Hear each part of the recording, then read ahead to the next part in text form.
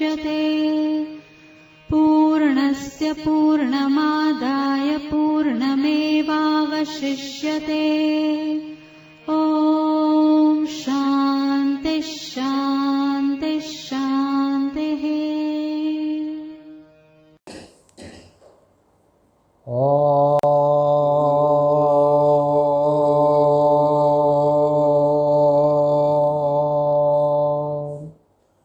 भद्रं कर्णेभिः शृणुयाम देवाः भद्रं पश्येमाक्षभिर्यजत्राः स्थिरैरङ्गैस्तुष्टुवांस्तनूभिः व्यसेमदेवहितं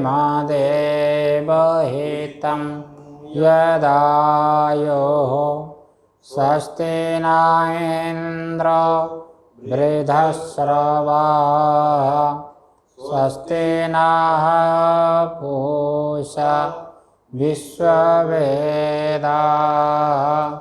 स्वस्ति नस्तार्क्ष्यो अरिष्टनेमिः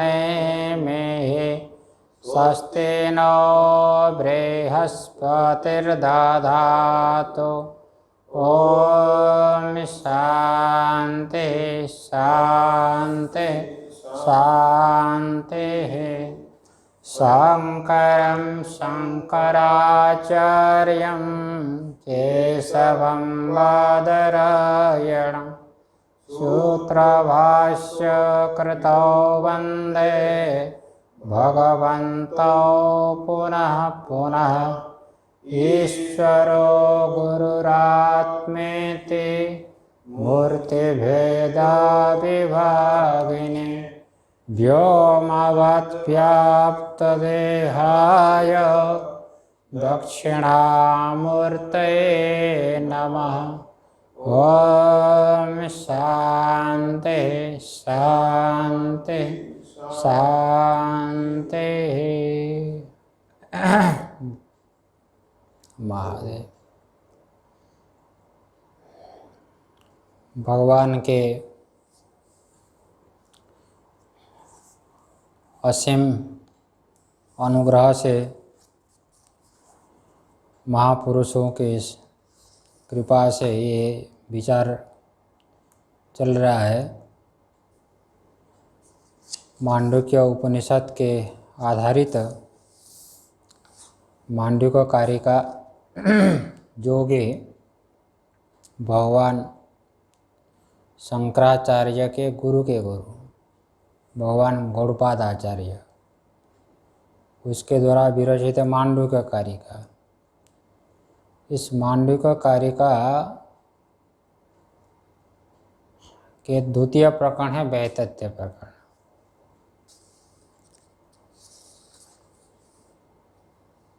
तो जागृत दृश्यमान पदार्थ मिथ्या है, दृश्य होने से परिच्छिन्न होने से पर प्रकाश्य होने से, जैसे स्वप्न तो स्वप्न जैसे कल्पित है जागृत भी कल्पित है। अब जो है सारा संसार के जो कल्पना हो रही है, ये कल्पना का मूल क्या है? जीव की कल्पना। ठीक है भाई।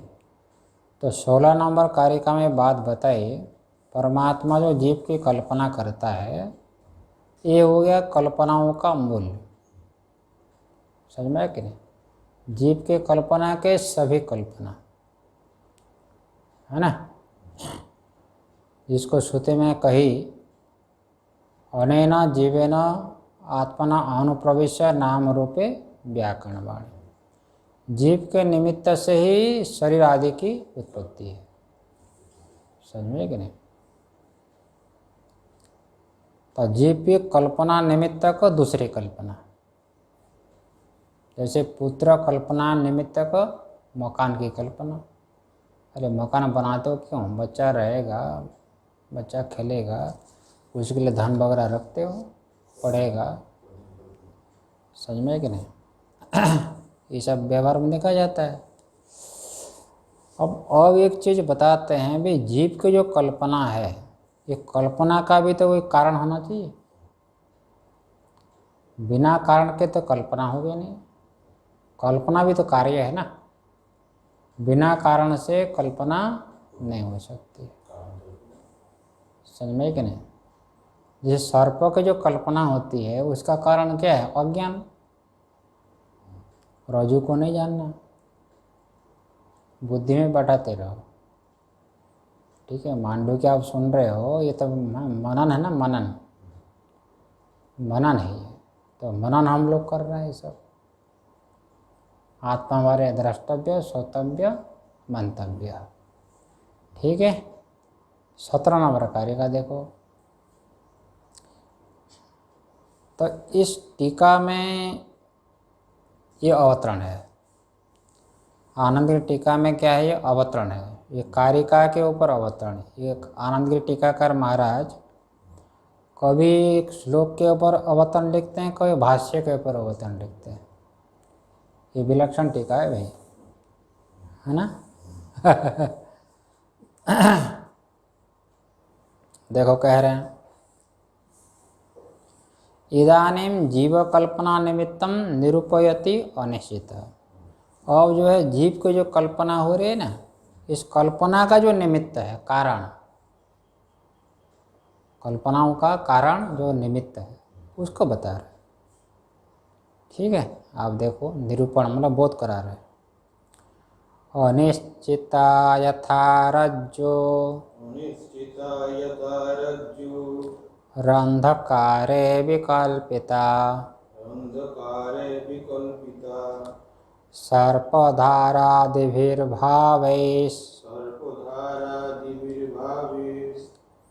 तद्वत् आत्मा विकल्पितः। अच्छा भैया देखो, वो कहते हैं जथा, देखो कैसे, जथा अनिश्चिता रज्जु, अनिश्चिता रज्जु, मंद अंधकार में रस्सी पड़ी है कि नहीं? तो रस्सी क्या है? अनिश्चित है, ज्ञान आपको नहीं हो रहा है, मतलब विशेष रूप से ज्ञान नहीं हो रहा है। ये रज्जु है, रस्सी है, सामान्य रूप से तो हो रहा है, यह करके हो रहा है, लेकिन रज्जु करके नहीं हो रहा है, रस्सी करके नहीं हो रहा है। अब समझ में? इदम त्वेन रस्सी का ज्ञान हो रहा है, रज्जुत्वेन रस्सी का ज्ञान नहीं हो रहा है। बात समझ में आ रही है? क्योंकि बिल्कुल यदि रस्सी का भान नहीं होगा तो सर्प ही नहीं फंसेगा।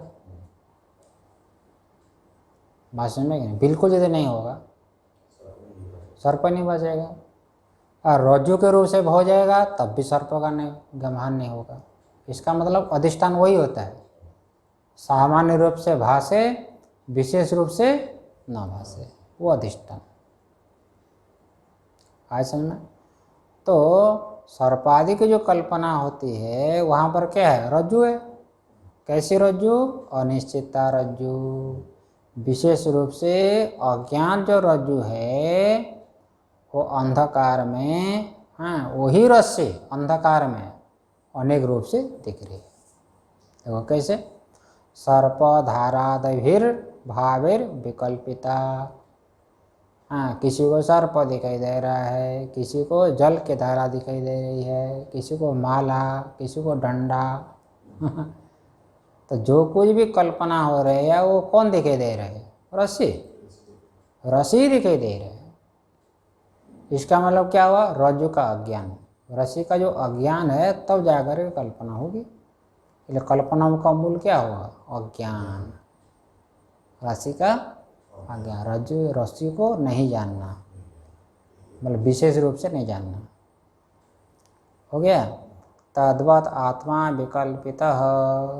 इसी प्रकार से स्वरूप पर ब्रह्म को न जानने पर ही ये कल्पना होती है जीव की।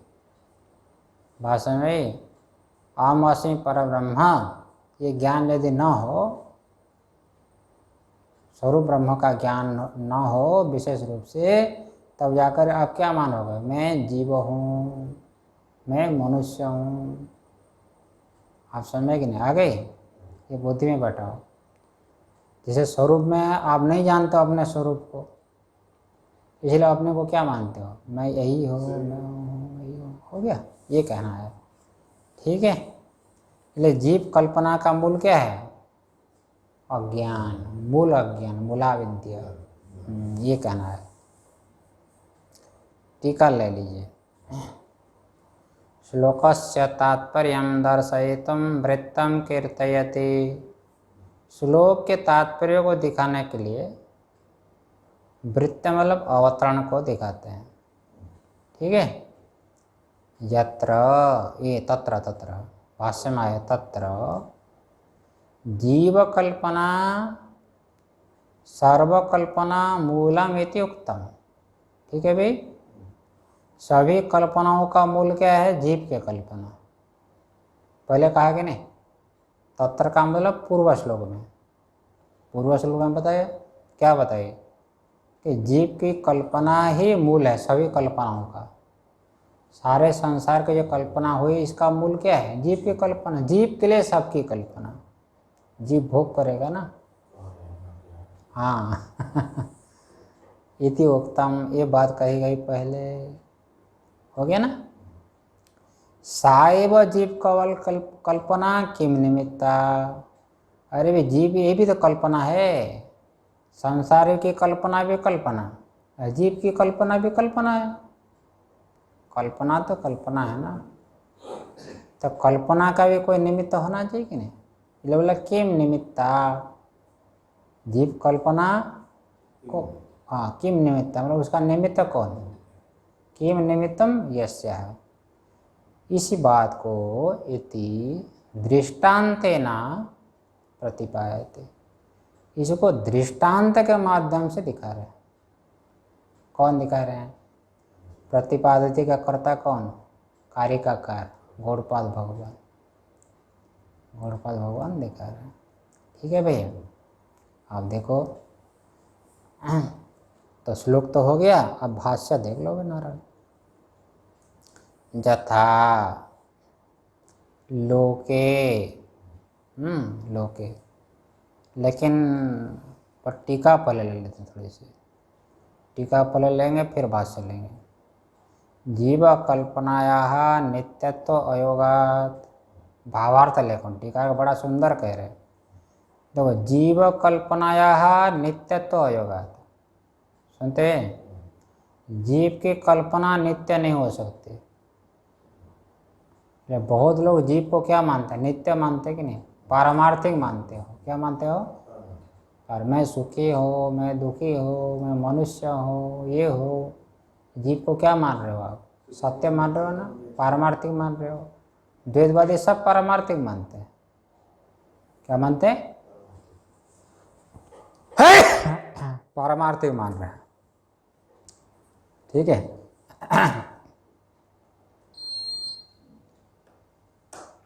थोड़ी देर जीव कल्पनाया नित्यत्व योगाद, लेकिन टीकाकार कह रहे हैं कि जीव की कल्पना नित्य नहीं हो सकती। क्यों नहीं हो सकते? तुम्हारे कहने से क्या होगा? क्यों? हम तो नित्य मानते ही है। नित्य मानोगे काम नहीं बनेगा, है ना? नित्य तो हो नहीं सकता। तात्पर्य क्या है? यह टिप्पणी में दिया है, जीव को यदि नित्य मानोगे ना तब तो मोक्ष नहीं होगा। क्या?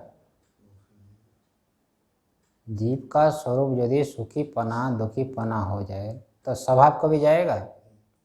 बृहद वार्तिकार कह दिया, आत्मा यदि कर्त्रादि चेत माकांक्षस्तरी मुक्तता, आत्मा कर्त्रादि रूपश्चेत माकांक्षस्तरी मुक्तता नहि स्वभाव भावानां व्यावर्तेत उष्णवद्रवे।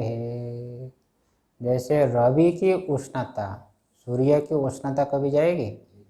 अभी ठंडी आएगी तो सूर्य की उष्णता नहीं रहेगी ना।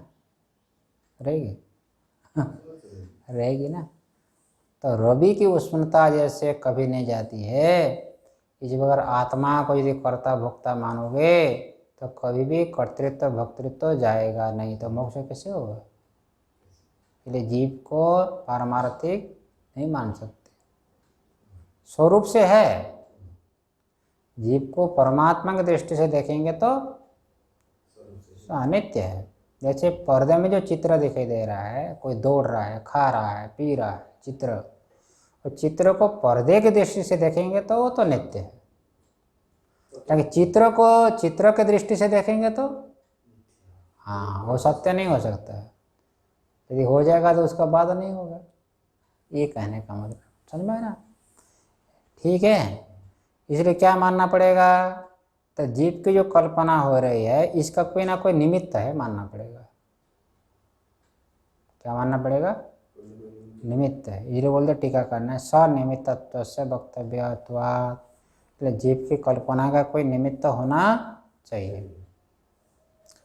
तस्य च वस्तुत्व निवृत्ति अनुपत्ति, ये देखो लिख दिया है। तो उसको यदि आप नित्य मानोगे, वस्तु मतलब क्या, सत्य। हाँ, मतलब जीव की कल्पना का जो निमित्त है, ध्यान रखो, जीव की कल्पना का जो निमित्त है उसको यदि पारमार्थिक मानोगे तो उसकी निवृत्ति नहीं होगी, तो उसके कारण की निवृत्ति नहीं होगी तो कार्य की निवृत्ति भी नहीं होगी, ये कहना हमको। समझ में आई बात। सर्प की कल्पना हो रही है, सर्प की कल्पना का निमित्त क्या है, अज्ञान, और अज्ञान को ये नित्य मानोगे तो अज्ञान की निवृत्ति नहीं होगी ज्ञान से, तो फिर सर्प की भी निवृत्ति नहीं हो सकती।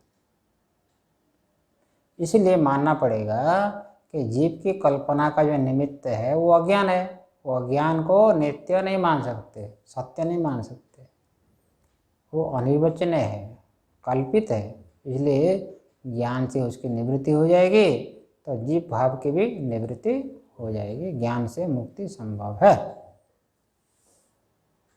समझ में आ गया, ये कहना है इनको। तो आगे लिखे हैं देखो, टीका और थोड़ा ले ले। अवस्तुत्वे च निमित्तत्व असिद्धेः जीवकल्पनायाः दुर्घटत्वात् तत्कार्यभूतापि कल्पना न अवकल्पते इति आशंका सेव जीवकल्पना, है ना। देखो, अवस्तुत्व निमित्तत्व असिद्ध है ना। हाँ, यदि अवस्तु मानेंगे, तुच्छ मान लेंगे बंध्यापुत्र की तरह, उसका कोई निमित्त होगा, बंध्यापुत्र का कोई माँ है क्या, नहीं है ना। हाँ, बंध्यापुत्र का कोई पुत्र नहीं ना है, वही कह रहा हूँ मैं। हाँ, बंध्यापुत्र के कोई, हाँ वही ना कह रहे, बंध्यापुत्र की माँ नहीं ना है, इसलिए बेटा भी नहीं होगा। तो जीव कल्पना दुर्घटत्वा, फिर जीव की कल्पना कहाँ से होगी, इसलिए तर्क कार्यभूता भी कल्पना न अवकल्प्यते, है कि नहीं। इसलिए उसका कार्यभूत जो कल्पना है, कारण न हो तो कारण कार्य भी नहीं होगा ना। तो कहते नहीं, उसका कोई ना कोई निमित्त तो है। जीव की कल्पना हो रही है और ज्ञान से मुक्त भी होता है व्यक्ति, महापुरुष का अनुभव है, इसलिए कल्पना का कोई ना कोई कारण तो है। इसलिए पूछा कि सायव जीव कल्पना किम निमित्त, भाषण में था कि नहीं, सबसे ऊपर जीव की जो कल्पना हो रही है उसका निमित्त कोई ना कोई है, इसलिए कौन निमित्त है ये पूछा गया। हो गया भैया। उत्तरत्वेन श्लोकाक्षराणि अवतारे वचष्टे, इसको उत्तर के रूप से भैया बता रहे हैं यहाँ पर, दृष्टांतेन प्रतिपादयति। दृष्टांत क्या हो गया, रज्जु सर्प, दृष्टांत हो गया रज्जु सर्प भैया, ठीक है। इसलिए बोल दिया यथालोके स्वरूपेण, है ना। अब देखो भाष्य नारायण, लोक मतलब व्यवहार में, स्वेन रूपेण अनिश्चिता, अनवधारिता, और श्लोक में आया अनिश्चिता, स्वरूप से जो निश्चित न हो, मतलब अनवधारिता, एवमेव इति कैसा देखो, एवमेव कैसा है, एवमेव टीका में दे दिया, स्वम असाधारणम रूपम रज्जुत्वम तेन इति, ये तात्पर्य है। समझ में ना, जैसे रस्सी का असाधारण स्वरूप क्या है, रज्जुत्व। जैसे मनुष्य में मनुष्यत्व रहेगा, रज्जु में रज्जुत्व रहेगा। रज्जु को रज्जु के रूप से जानना चाहिए, ये तात्पर्य है। रज्जु को स्वरूप से जानना मतलब क्या, रज्जुत्व। रज्जु को रस्सी के रूप से जानना चाहिए, ध्यान में ना। तो ऐसा तो नहीं है सर्पों का जो भ्रम हो रहा है, ठीक है। इसलिए बोल रहे एवं एवं रज्जु, ये देखो लिख देना भाष्य में, यही रस्सी ही है, ऐसा भान नहीं हो रहा है, पहले हो गया ना, इसलिए बोल दिए। अच्छा आगे, तो निश्चय नहीं हो पा रहा है, ये रस्सी पड़ी है ऐसा निश्चय नहीं हो पा रहा है। भाई कारण क्या है, देखो लिख दिया, मंदा अंधकारे, भाषा में है ना भाई, मंदा अंधकार ना है, ज़्यादा अंधेरा ना हो, थोड़ा अंधेरा हो। मंदा अंधकार हो तब जा कर के सर्पों का भ्रम ना होगा, नहीं तो ज़्यादा प्रकाश हो जाएगा तब भी रस्सी दिखाई देगा, और घोर अंधेरा हो जाएगा तब भी नहीं, रस्सी दिखाई नहीं देगी। मंदा अंधकार हो तो विशेष रूप से भान नहीं होगा, ये रस्सी है करके, और कुछ है बस ये भान होता है, यह करके होगा। समझ में कि नहीं, ये कह रहे इसके लिए बोलते हैं भाष्यकार, किम मंद अंधकारे किम सर्प उदक धारा दंड इति वा अनेकधा विकल्पिता भवति, है ना। किसी को सर्प, किसी को जलधारा, किसी को दंडा, किसी को माला, अनेक जैसी जैसी आपकी वासना होगी ना, ऐसा ऐसा आपको दिखाई देगा, ऐसा ऐसा दिखाई देगा, नहीं। अच्छा हाँ, ये कब, पूर्वम स्वरूप अनिश्चय निमित्तम, हाँ ये कल्पना होने से पूर्व स्वरूप का निश्चय नहीं हो रहा है, स्वरूप का निश्चय नहीं हो रहा है, इसलिए बोलते स्वरूप अनिश्चय निमित्तम, ठीक है। देखो लिख दिया आगे, टीका में दे दिया, पूर्वम का मतलब रज्जु स्वरूप निश्चयात प्राग अवस्थायाम, रज्जु के स्वरूप का निश्चय होने से पहले, है कि नहीं। रज्जु के स्वरूप का निश्चय होने से पहले रज्जु का ज्ञान नहीं था ना, अज्ञान था, अज्ञान था, ठीक है। अच्छा टीका में दे दिया, हाँ इसी बात को बहुत सुंदर कह रहे, सर्पादि कल्पनायाम अन्वय व्यतिरेक सिद्धम उपादानम उपनिश्यति। ये देखो हम जानते हैं ना, अन्वय व्यतिरेक के द्वारा कार्य कारण भाव का निश्चय किया जाता है। सर्पादि की जो कल्पना हो रही है, इसका कोई कारण तो होना चाहिए ना, बिना कारण से नहीं हो सकता है कि नहीं। इसी बात को दिखा दिया भाष्यकार भगवान ने, स्वरूप अनिश्चय निमित्तम दे दिया ना, पूर्वम स्वरूप अनिश्चय निमित्तम, मिला कि नहीं। हाँ देखो, स्वरूप का अनिश्चय ये हो गया कारण, हाँ स्वरूप का निश्चय नहीं होना, रज्जु के स्वरूप का निश्चय न होना, ठीक है। मतलब स्वरूप का अनिश्चय मतलब विशेष रूप, विशेष अंश का अज्ञान, रज्जु के विशेष अंश क्या, रज्जुत्व, मतलब यह रस्सी है करके ऐसा निश्चय न हो तो सर्पादि की कल्पना हो। देखो अन्न सहचर हो गया, स्वरूप अनिश्चय सत्वे सर्पादि कल्पना, यह अन्न सहचर हो गया। मृत्तिका सत्वे घट सत्व, रज्जु स्वरूपा अनिश्चय, रज्जु स्वरूपा निश्चय सर्पादि कल्पना, अब व्यतिरेक क्या होगा? रज्जु स्वरूप निश्चय, ये व्यतिरेक होगा ना। रज्जु स्वरूप का निश्चय होने पर सर्पादि की कल्पना नहीं होगी। हो गए कि नहीं? मिट्टी यदि न हो तो घट नहीं होगा। सही बात है कि नहीं? समझ में आ रहा है? इसलिए कहते हैं, देखो भाष्यकार भगवान ने कह दिया, यदि ही पूर्वमेव रज्जु स्वरूपेण निश्चिता स्यात्, ये व्यतिरिक्त समाचार। यदि रज्जु के स्वरूप का निश्चय हो जाए, न सर्पादि विकल्पो भविष्यत्, सर्पादि की कल्पना होगी, सर्प का भ्रम होगा। रज्जु के स्वरूप का ज्ञान हो गया तो कारण नहीं ना है, अज्ञान बोले कारण। हाँ, रज्जु का जो अज्ञान है वो कारण था, वो कारण नहीं हुआ, रज्जु का ज्ञान हो गया ना। रज्जु का जब ज्ञान हो गया तो अज्ञान नहीं है, मतलब अज्ञान यदि न हो तो सर्पादि का भ्रम नहीं होगा, कुछ भी नहीं। ठीक, हाँ ये बात कह रहे। ठीक है, इसी बात को टीकाकार ने कह दिया साफ साफ। देखो, हाँ ठीक है।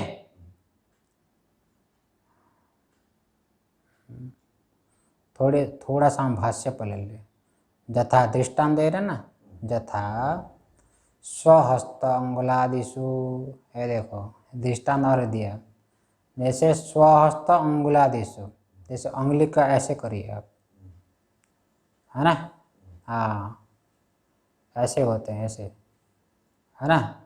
तो स्वहस्त अंगुलादिषु, ये अपने अंगुली में जो है ना, अंगुली में भी भ्रम हो जाता है। हाँ ऐसे अंगुली में भी भ्रम हो जाता है, सावधान न होना, इसमें भी भ्रम हो सकता है क्या।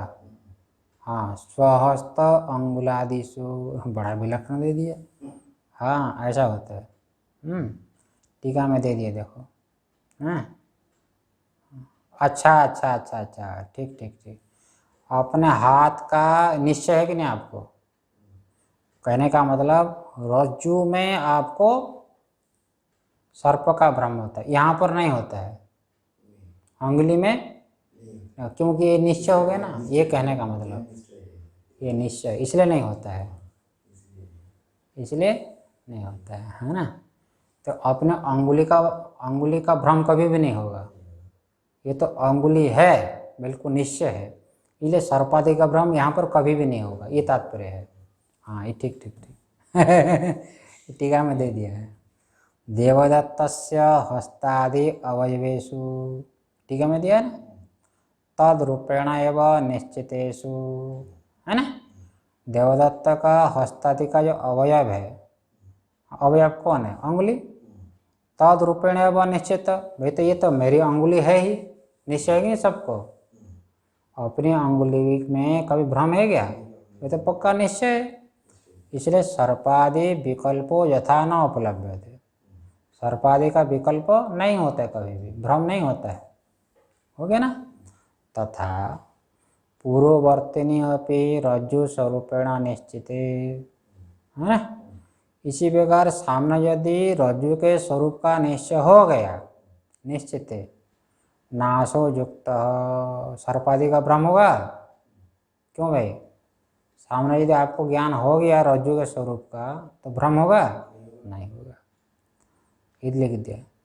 तथा च रज्जु अज्ञानादेव भवति, लेकिन रज्जु का यदि अज्ञान हो जाए तो भ्रम हो जाएगा, हो गया कि नहीं। हाँ इसलिए बोल दिया, देखो भैया ये दृष्टांत बता दिया नारायण, रज्जु आदि का दृष्टांत बता दिया। ठीक है, दृष्टांत को कह करके दृष्टांत का क्या है? भ्रम का, सारा संसार का भ्रम हो रहा है आपको, ये दृष्टांत हो गया। भाष्यकार कह रहे हैं देखो, ऐसा दृष्टांत, ये रज्जु सर्प हो गया दृष्टांत, हो गया ना। अच्छा और आगे बोल लेते हैं भैया नारायण। तद्वत् उसी प्रकार से रज्जु का अज्ञान होने पर जैसे सर्पादि की कल्पना होती है, ये तद्वत् का अर्थ हो गया, हो गया भैया। इसी प्रकार हेतु फलादि संसार धर्म अनर्थ विलक्षणतया। अरे भाई ये संसार कैसा है, कोई हेतु होता है, कोई फल होता है, और क्या होता है, आदि से कोई कारक होता है, ये होता है ना। कोई हेतु हो गया, भोजन आदि हो गया हेतु, फल हो गया तृप्ति, नहीं, और थाली वगैरह क्या करण हो गया, और क्या हेतु फल आदि, यही तो संसार, और क्या है, ये हो गया संसार। ऐसा संसार का धर्म क्या अनर्थ है, ये क्या है, इससे कोई वास्तविक सुख होने वाला नहीं है ना, अनर्थ है ये संसार क्या है, अनर्थ हो गया कि नहीं। इससे विलक्षण है शुद्ध ब्रह्म, है ना। अनर्थ हो गया संसार, लेकिन जिसमें संसार भास रहा है उसमें संसार का संबंध वास्तविक है ही नहीं। तमाम प्रकार ये चित्र दिखता है, वो चित्र का संबंध पर्दे के साथ है ही नहीं, वो विलक्षण है वो पर्दा, समझ में आया। हाँ, इसलिए बोल दिया वो अधिष्ठान कैसा है, जिसमें सारा संसार दिखाई दे रहा है ना। ये तो कह दिया ना, टीका में दे दिया, हेतु फल आदि, आदि शब्द है ना, कर्तृत्व भोक्तृत्व राग देश आदि, ये संसार में ही हो रहा है। कोई कर्ता मान रहा है, कोई भोक्ता मान रहा है, कहीं राग हो रहा है, कोई देव से रहा है, समझ में कि नहीं। ठीक है, शरीर के साथ अध्यास है तो कर्ता भोक्ता तो होगा ही होगा, नहीं होगा। शरीर के साथ यदि अध्यास हो जाएगा तो आप तो अपने को कर्ता भोक्ता मानोगे, तो कहीं राग होगा तो कहीं द्वेष होगा, ये पक्का है, ये तो पक्का है। नहीं तो कुएं के जल में यदि मुर्दा पड़ा हो तो कुएं के जल में तो बास तो आएगा ही आएगा, कुछ भी करो, चाहे ग्रह नक्षत्र को, ग्रह नक्षत्र को शांत करो, कोई बोले अरे नहीं नहीं कुछ नहीं भैया, ग्रह में कोई दोष है तो उसको शांत करो, शनि ग्रह, नहीं ऐसे बोलेगा ना तो बास चला जाएगा जल में। कोई बोला नहीं यार सब छोड़ो, फिटकरी डाल दो जल में, क्या करो फिटकरी डाल दो, तब फिटकरी कितना डालोगे तो जल शुद्ध हो जाएगा।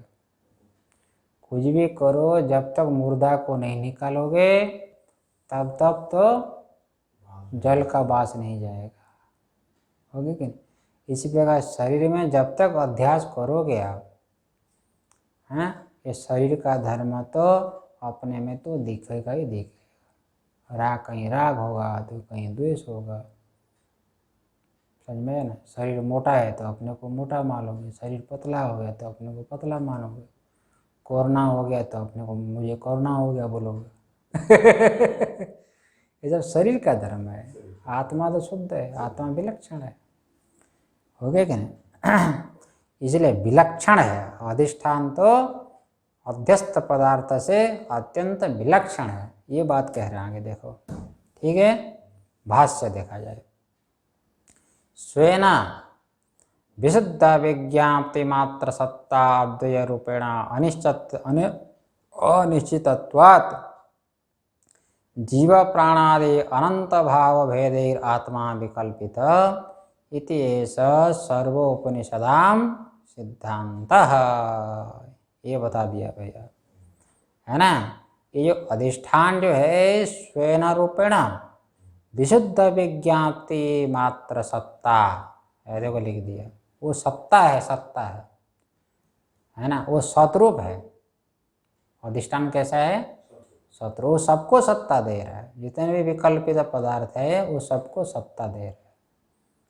ठीक है, ठीक, केवल सतरूप नहीं है, वो चेतन भी है, हैं? आप सत्ता भी दे रहे हो, आप उसको प्रकाशित कर रहे हो, नहीं, आप स्वप्न पदार्थ को सत्ता दे रहे हो, आप प्रकाशित भी कर रहे हो। इसलिए का भाष्य में विशुद्ध विज्ञाप्ति मात्र सत्ता, वो ज्ञान स्वरूप है, ज्ञान स्वरूप है। और कैसा ज्ञान, विशुद्ध विज्ञान, विज्ञप्ति है कि नहीं, विशुद्ध है। तो ज्ञान में विशुद्धि क्या है, तो टीका में दिया विज्ञप्तेर विशुद्धत्वम है, विज्ञप्तिर ज्ञान है ना। ज्ञान के विशुद्धत्व क्या है? जन्मादि राहित्यम आकारांतर शून्यत्वम। ये देखो हैं, ये जो स्वरूपभूत जो ज्ञान है, ना उत्पत्ति होती है ना उसका नाश होता है। वृत्ति रूपी ज्ञान तो उत्पन्न होता है, नष्ट भी होता है, ठीक है। लेकिन अब जो जानने वाला स्वरूपभूत जो ज्ञान है, ज्ञान दो प्रकार है। वृत्ति रूपी ज्ञान वो तो अनित्य होता है। चक्षु का संबंध हुआ तो अंतःकरण में वृत्ति हो जाती है, वो अनित्य है।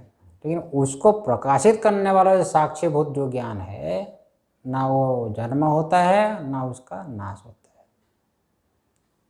समझ में बात? और आकारांतर शून्य, स्वरूपभूत ज्ञान में कोई आकार नहीं आता है। आकार तो वृत्ति रूपी ज्ञान में आकार है, अंतःकरण जो में जो वृत्ति होते हैं उसमें आकार है, लेकिन स्वरूपभूत ज्ञान में कोई आकार नहीं होता है। वो शुद्ध ज्ञान है, विशुद्ध विज्ञान है, ये कह रहे हैं। लग गया? ज्ञान में विशुद्धि क्या है? जन्मादि राहित्य और आकारांतर शून्य, तो कोई भी आकार नहीं है। हो गया ना? अच्छा, ऐसा चिन्ह मात्र है। अच्छा, और भाष्य में दे दिया अद्वय रूपेणा, वो अद्वय है, उसमें किसी प्रकार का द्वैत नहीं है। सजातीय विजातीय सगत भेद से वो रहित, ऐसा अद्वय है। अद्वय रूपेण अनिश्चितत्वात्, ऐसे स्वरूप का यदि निश्चय न हो, वही मेरा स्वरूप है, ऐसा ये निश्चय न हो तो कल्पना होती है। जैसे रज्जु को रज्जुत्व नहीं जाना तो सर्पादि की कल्पना होती है। इसी प्रकार ऐसे ब्रह्म को यदि स्वरूप से आपने नहीं जाना तो क्या होगा? कल्पना होती है। देखो लिख दिए, जीव प्राणादि अनंत भाव भेदे। जीव है, फिर जीव के लिए फिर प्राण है, शरीर मन बुद्धि इंद्रिया, ये तमाम प्रकार के फिर कल्पना हो जाएगी। जीव की कल्पना, फिर जीव की कल्पना, जीव के लिए फिर दूसरे की कल्पना। समझ में आया? समझ में? हाँ, ऐसा है। यदि आप स्वरूप में स्थित हो गए तो कोई कल्पना नहीं होगी, ना सुख की कल्पना, सुख मुझे मिले। समझ में? हाँ, इसलिए ज्ञानामृत तृप्त योगिना न किंचित कर्तव्यम अस्ति, श्रुति बोलती है ना। ज्ञान अमृत से जो तृप्त हो गया उनके लिए कोई कर्तव्य नहीं होता है कि नहीं। सुख की अभिलाषा हो तो सुख के लिए विषय में दौड़ेंगे आप ना। अनुभव में लो, मुझे सुख मिले। आपका स्वरूप तो नित्य आनंद स्वरूप है। वो यदि भान नहीं हुआ तो आप क्या अभिलाष है? मुझे सुख मिले, फिर सुख के साधन में आपकी प्रवृत्ति हो जाएगी। होगी कि नहीं होगी? पहले साध्य की कल्पना होती है, सुख की कल्पना होती है, फिर सुख के साधन की कल्पना होती है। समझ में आ रहा है? इसलिए बोलते हैं यहाँ पर, ऐसे स्वरूप भूत का यदि ज्ञान ना हो, आपको निश्चय ना हो, फिर जो है जीव भाव की कल्पना होती है। मैं सुखी हो, मैं दुखी हो, फिर जीव को अपने लिए, फिर बाकी की कल्पना हो जाती है। तो जितने भी लेकिन है जो अध्यस्त पदार्थ जितने भी है वो अधिष्ठान से भिन्न नहीं, ये यहाँ पर समझना है। हाँ, जितने भी सर्पादि की कल्पना हो रही है उसका अधिष्ठान रज्जु से भिन्न नहीं है। तमाम प्रकार के जितने भी चित्र दिखते हैं वो अपने अधिष्ठान पर्दे से भिन्न नहीं है। इसलिए जो निर्विशेष तत्व वो अद्वैत है। वो क्या है? अद्वैत है। समझ में बात? इसलिए यहाँ पर लिखते हैं, देखो, आत्मा विकल्पित, आत्मा करने से स्वरूपभूत आत्मा हो गया ना, वो विकल्पित। इत्येष सर्वोपनिषदां सिद्धांत है ना। यही सभी उपनिषदों का सिद्धांत, यही सिद्धांत है। अद्वैत ही सिद्धांत, अद्वैत ही प्रतिपाद्य वस्तु है। हाँ, टीका में थोड़ी सी ले लें, ये पूरा हो जाएगा। आज अंतिम दिन है। न च तत्र अन्यत् अस्ति सुखमिति मत्वा विशिनष्टि अद्वैति। स्वरूप आनंद से अतिरिक्त कुछ है ही नहीं। अधिष्ठान वस्तु में उससे अतिरिक्त कोई है ही नहीं। पर्दा में अतिरिक्त कोई वस्तु है ही नहीं दिखने पर भी। समझ में ना? थोड़ी टीका ले लो, ये पूरा कर रहे ना। सच्चिदानंद अद्वय आत्मा, सच्चिदानंद अद्वय स्वरूप जो आत्मा है, उसकी जो मूल अविद्या है, अविद्या मूलाविद्या, स्वरूप आत्मा को विषय करने वाली अविद्या है मूलाविद्या। मूलाविद्या का विलसितम द्वैतम, उसी का सारा द्वैत कार्य है, माया का ही कार्य है, माया का परिणाम। जैसे अज्ञान का, रज्जु के अज्ञान का परिणाम हो गया सर्पादि, इसी प्रकार मूला विद्या का कार्य है सारा जगत, सारा द्वैत पदार्थ। और माया से जो दिखता है वो वास्तविक होता नहीं। आए समझ में? इत्यत्र प्रमाणम, इसमें प्रमाण क्या है? उपनिषद, उपनिषद प्रमाण है। ठीक है, ये टीकाकार लिखते हैं, देखो। अद्वैत श्रुतय ताव तत्र तत्र उपलभ्यन्ते, अनेक प्रकार अनेक अद्वैत श्रुति प्रमाण है इसके विषय में। हाँ देखो कैसे, यत्र ही द्वैतम इव भवति तद इतर इतरम पश्यति। देखो द्वैतम इव भवति, द्वैत नहीं है, द्वैत जैसा दिखता है। द्वैत वास्तविक होता है तो द्वैतम इव, द्वैत जैसा नहीं बोलती श्रुति। समझ में है कि नहीं यार? द्वैत यदि वास्तविक होता, मतलब परमात्मा से अतिरिक्त जगत यदि वास्तविक होता, तो द्वैत जैसा श्रुति नहीं बोलती है। श्रुति बोलती है द्वैत जैसा दिखता है, इसका मतलब द्वैत पारमार्थिक नहीं है। हाँ, चित्र सत्य जैसा दिखता है, मतलब सत्य नहीं है। भ्रम काल में तो सत्य दिखता है, क्योंकि अधिष्ठान की सत्ता अध्यस्त में दिखती है। रज्जु की सत्ता जैसे सर्प में दिखती है, सर्प है बोलते हो कि नहीं, वो है अंश किसका है? रज्जु का है। धन में यार, ये टीका का लिख दें, देखो इसी प्रकार द्वैत तत्प्रतिभासयोर मृषात्वम। ये देखो बड़ा सुंदर, स्वप्न में पुत्र सत्य है कि पुत्र का ज्ञान सत्य है? ज्ञान भी मिथ्या है। पुत्र जब सत्य नहीं है तो पुत्र का ज्ञान क्या होगा? दोनों झूठा है। दोनों क्या है? झूठा है। समझ में ना? इसी प्रकार जागृत में भी ऐसा ही है। ये संसार भी सत्य नहीं है, संसार का जो ज्ञान हो रहा है ना, ये भी सत्य नहीं है। दोनों को प्रकाशित करने वाला वो सत्य है। हाँ, इसी बार जागृत में भी समझना, वही मैं हूँ, वही मैं हूँ, ये कह रहे हैं। देखो ठीक है ना राम? टीका बहुत सुंदर कह रहे हैं। द्वैत तत्प्रतिभासयोर मृषात्वम आवेदयंता श्रुतया श्रूयन्ति। अनेक प्रकार की श्रुतियाँ हैं, इसलिए क्या तात्पर्य हुआ? उपसंहार हो रहा है टीका में।